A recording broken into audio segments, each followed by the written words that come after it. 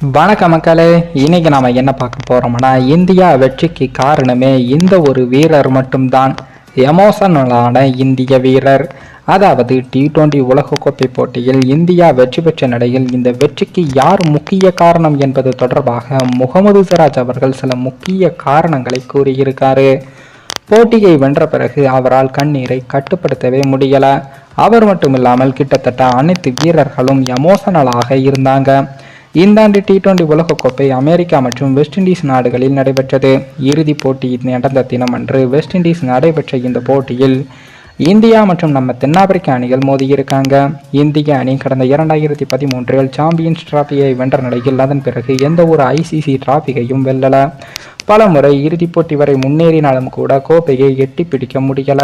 தென்னாப்பிரிக்காவும் இதுவரை ஒரு முறை கூட உலகக்கோப்பையை வென்றதே கிடையாது. இதனால் இருதரப்பும் இந்த முறை உலகக்கோப்பையை வெல்ல வேண்டும் என்று முனைப்பு காட்டினாங்க. இறுதிப் போட்டியில் முதலில் பேட்டிங் செய்த இந்திய அணி தொடக்கத்தில் அடுத்தடுத்து விக்கெட்டுகளை இழந்து தடுமாறினாலும் கோலி மறுபுறம் மெல்ல நங்கூரம் போல ஆடி வந்து இருந்தார். அக்சர் பட்டேல் தூபேவும் கொஞ்சம் அதிரடி காட்ட இந்திய அணி 20 ஓவர்களில் 176 ரன்களையும் எடுத்தது.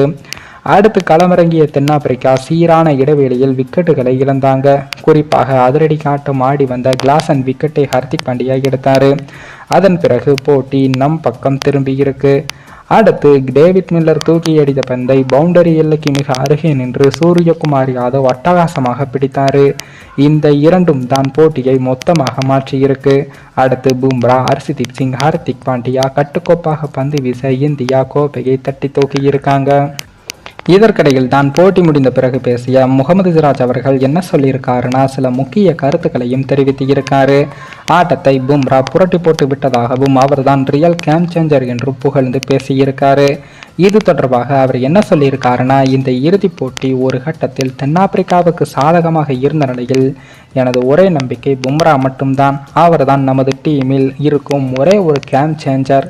நான் என்ன நினைத்தேனோ அது சரியாக நடந்து இருக்கிறது என்றும் இதனை என்னால் நம்ப முடியவில்லை என்றும் எனது ஃபீலிங்கை வார்த்தைகளால் விவரிக்க முடியாது என்றும் கூறியிருக்காரு. கடந்த உலகக்கோப்பையில் நாம் இறுதிப் போட்டியில் தோல்வியடைந்து இருந்தோம். இந்த முறை கோப்பையை வென்று இருக்கும். உலகில் வாழும் அனைத்து கிரிக்கெட் வீரருக்கும் உலகக்கோப்பையை வெல்ல வேண்டும் என்பது மட்டுமே ஆசையாக இருக்கும். அப்படிப்பட்ட உலகக்கோப்பையை நாங்கள் வெற்றி பெற்று இருக்கோம்.